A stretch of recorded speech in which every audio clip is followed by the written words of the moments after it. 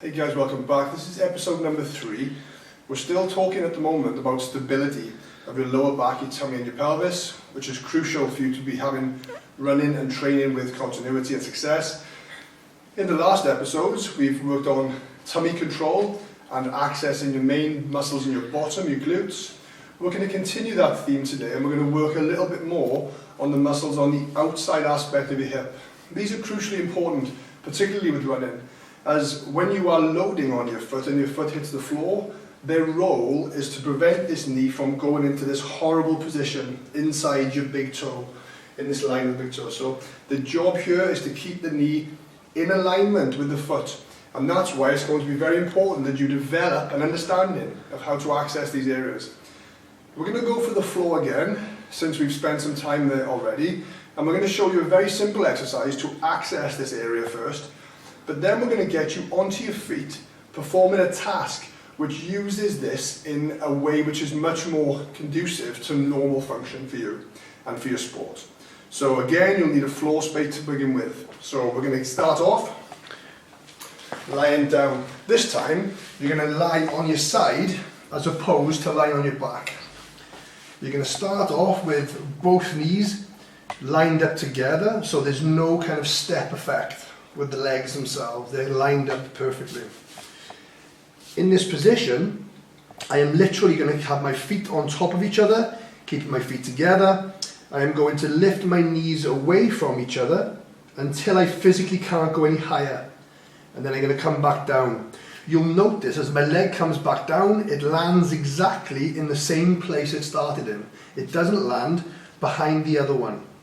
When this does happen, it means that you've had a tendency to want to roll backwards in order to make you think you're lifting your leg up. And that's one of the biggest cheats you're going to have to avoid here.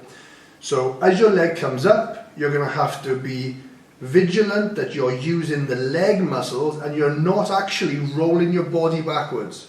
And you're going to come back down. You can do this up against the wall behind you to prevent that roll, but I'd rather you consciously stop that from happening. You're literally going to go up and down, and what many of you will see is that the movement perhaps will look quite small, like this, and it might look quite broken, a bit disjointed as you're moving your leg. And this relates to how well you can actually access that region of your lateral hip. Many of you won't have trained this or actually tried to use those muscles consciously before.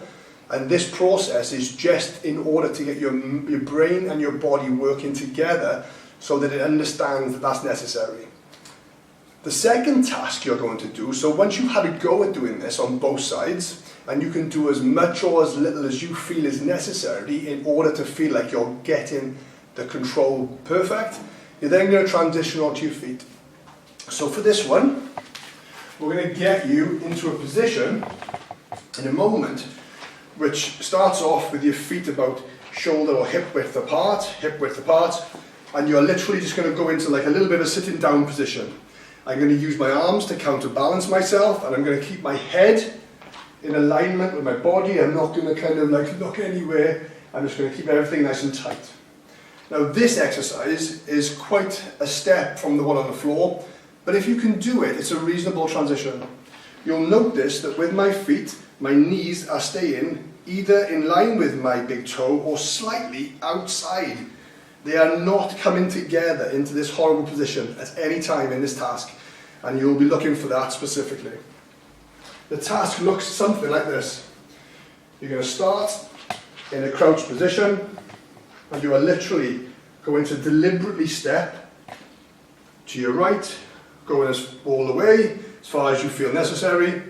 And every time I step, you'll notice my knee stays in line with my toes, and then I step across, my feet strike the floor straight forward, back across, my leg stays bent at the hip and at the knee, so I maintain this position throughout. I'm not changing this position, I'm just keeping this fixed as I step. This is a really good exercise for training these muscles on the outside of your hip to control your knee position when your foot hits the floor. A really valuable exercise, guys, and a really nice addition on the back of the previous episodes.